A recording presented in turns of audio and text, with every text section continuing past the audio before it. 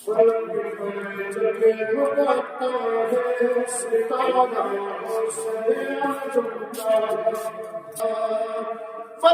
پر جگمگاتا ہے ستارہ سے آزمتا، مقدر بھی بدلتا ہے اشارہ سے آزمتا، مقدر بھی بدلتا ہے اشارہ سے آزمتا۔ عقیدت شاہ جیلا کی ہمارے کام آتی ہے، عقیدت شاہ جیلا کی ہمارے کام آتی ہے، عقیدت شاہ جیلا کی ہمارے کام آتی ہے، مصیبت سے بچاتا ہے سہارا اسے آزم کا، مصیبت سے بچاتا ہے سہارا اسے آزم کا، فلک پر جگمگاتا ہے ستارہ اسے آزم کا۔ رب تبارک و تعالیٰ نے جو مقام و رفعت و بلندی عطا کی ہے، اور رب تبارک و تعالیٰ نے ہمارے پیارے نبی علیہ الصلوۃ والتسلیم کو جو ساری کائنات میں افضلیت عطا کی ہے، اس کا معنی یہی ہے کہ جب سے دنیا بنی ہے اور جب تک دنیا رہے گی، حضور علیہ الصلوۃ والتسلیم کا ذکر اور حضور کے دین کا جھنڈا بلند رہے گا۔ حضور کے دشمن کبھی نیچا نہیں کر سکتے اور حضور کی شان کو کوئی گھٹا نہیں سکتا، کیونکہ قرآن قیامت تک حضور کی عزت اور حضور علیہ السلام کے ذکر کی رفعت اور بلندی کو بیان کرتا رہے گا، اور حضور کے ذکر میں جو شریک ہوں گے، جو گواہی دیتے رہیں گے، رب تبارک و تعالیٰ ان کے ایمان کو اپنی بارگاہ میں قبول کرے گا۔ حضور کی محبت اور حضور کے ذکر کے بغیر کسی بھی مسلمان کا ایمان کامل نہیں ہو سکتا، کیونکہ حضرت ابن عباس رضی اللہ تعالیٰ عنہ ارشاد فرماتے ہیں، اگر کوئی شخص نمازیں بھی ادا کرے، زکات بھی ادا کرے، تمام یہ کام کرتا رہے، لیکن کلمہ پڑھنے کے بعد جب تک مرتے وقت تک وہ حضور کی محبت، جب تک وہ گواہی نہیں دے گا، جب تک وہ مومن مسلمان نہیں ہو سکتا۔ اس لیے میں نے آپ کے سامنے جو قرآن مجید کی آیت کریمہ پیش کی ہے، ان شانئک هو الابتر، رب تبارک و تعالیٰ نے فرمایا کہ اے محبوب، تمہارے دشمن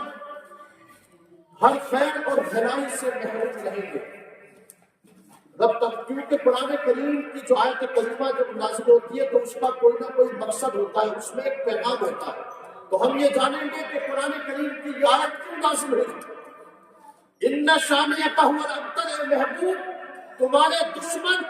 ہر بھلائی سے محروم رہیں گے۔ یہ آیت اس وقت نازل ہوئی جب پیارے آقا صلی اللہ علیہ وسلم کے بیٹے حضرت قاسم رضی اللہ تعالیٰ عنہ کا انتقال ہوا، تو عاص بن وائل شقی نے حضور علیہ السلام کے بارے میں کفار مکہ میں یہ اعلان کیا کہ اب محمد عربی کا بیٹا انتقال کر گیا، اس کی نسل ختم ہو گئی، اب اس کا دین بھی ختم ہو جائے گا، اس کا ذکر بھی ختم ہو جائے گا، اس کا چرچا ختم ہو جائے گا۔ لیکن میرے ساتھیوں، حضور کے دشمن تو یہ خوشیاں منا رہے تھے کہ محمد نسل بریدہ ہو چکا ہے، محمد کی نسل ختم ہو چکی ہے، محمد کے بعد اس کا دین، اس کا نام کون لے گا؟ لیکن رب تبارک و تعالیٰ نے قرآن کی یہ آیت نازل کی اور حضور کو یہ پیغام پہنچا دیا، اور جبرائیل علیہ السلام کو روئے زمین پر بھیجا اور کہا کہ جبرائیل میرے محبوب سے کہہ دو، تمہارے دشمن یہ چاہتے ہیں کہ تمہارا نام ختم ہو جائے گا، تمہاری نسل ختم ہو جائے گی، تمہارا ذکر بند ہو جائے گا، بلکہ ان سے کہہ دو شانئک هو الابتر کہ تیرے دشمن اے محبوب ہر بھلائی سے محروم رہیں گے، بلکہ رب تو چاہتا یہ ہے کہ ان کی نسلیں ختم ہو جائیں گی لیکن تیرا ذکر ختم نہیں ہوگا۔ ان کے اے محبوب جو تیرے دشمن تیرے ذکر کو مٹانا چاہتے ہیں، ان کا نام و نشان ختم ہو جائے گا، لیکن محبوب تیرا ذکر تو زمین و آسمان میں قیامت تک برقرار ہوگا۔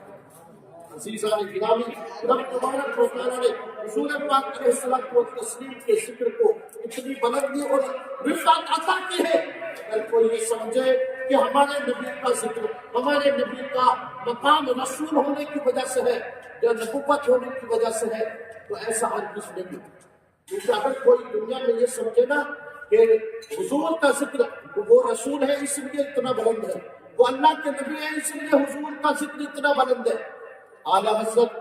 امام احمد رضا فاضل بریلوی علیہ رحمۃ و رضوان ارشاد فرماتے ہیں کہ حضور کا ذکر نبوت اور رسالت کی وجہ سے نہیں ہے، اس لیے حضور کی شان تو وہ ہے کہ حضور کے صدقے تمام رسولوں کو منصب رسالت عطا کیا گیا۔ حضور کی شان تو یہ ہے کہ دنیا میں جتنے نبی تشریف لائے تمام نبیوں کو نبوت کا منصب حضور پاک علیہ الصلوۃ والتسلیم کے صدقے عطا کیا گیا۔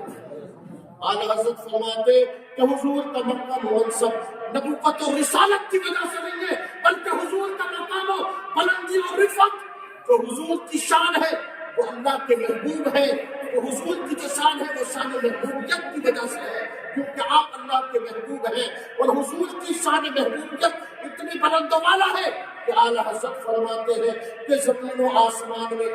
محراب و منبر پر قیامت تک حضور کا ذکر بلند ہوتا رہے گا۔ تمام عالم و اطراف میں حضور کا ذکر کل بھی تھا اور قیامت تک ہوتا رہے گا۔ تو جب سے دنیا بنی ہے حضور کا دین دنیا میں غالب آیا ہے۔ حضور کے دشمن کتنا بھی چاہے کہ ان کا دین مٹ جائے، ان کی شریعت بند ہو جائے، لیکن حضور کا ذکر جیسے سورج چمکتا ہے، چاند چمکتا ہے، اس کی روشنی سے بھی زیادہ قیامت تک چمکتا دمکتا رہے گا۔ اس لیے اعلیٰ حضرت فرماتے ہیں مٹ گئے مٹتے ہیں مٹ جائیں گے دشمن تیرے، نہ مٹا ہے نہ مٹے گا چرچا تیرا۔ کیونکہ اعلیٰ حضرت علیہ رحمۃ و رضوان اس آیت کے تحت ارشاد فرماتے ہیں کہ محبوب یہ دشمن تمہارے ذکر کو مٹانا چاہتے ہیں،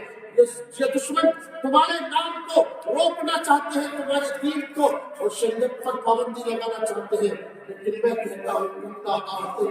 روشن محبوب ہم نے آپ کو بے شمار خوبیاں عطا کی ہے، بے شمار کثرت معجزات عطا کی ہے۔ اس لیے سرکار اعلیٰ حضرت فرماتے ہیں کہ رب نے جتنے مرتبے اور جتنی خوبیاں تمام نبیوں کو عطا کی ہے،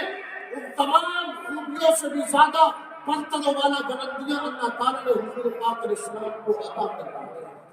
اب آپ اندازہ لگائیں حضور کا ذکر ہم کیا کریں گے، ہم کیا حضور کا ذکر کریں گے؟ آپ اندازہ لگائیں اگر میلاد کی دعوت ہو گئی تو کھانے کے وقت ہم آئیں گے، ہم کیا حضور کا ذکر کر سکتے ہیں؟ میلاد کی اگر دعوت کسی نے کی ہے تو ہم صرف اور صرف کھانے کے وقت آئیں گے، ہم حضور کا ذکر کیا کریں گے؟ میرے ساتھیو عزیزو، حضور کی محبت تمہارے ایمان کو کامل کرتی ہے، اور ہم حضور کا ذکر کرتے کہاں؟ آپ اٹھا کر نہ جانے کتنے لوگوں سے آپ پوچھ لیجیے 8-8 دن ہو جاتے حضور پر درود نہیں پڑتے،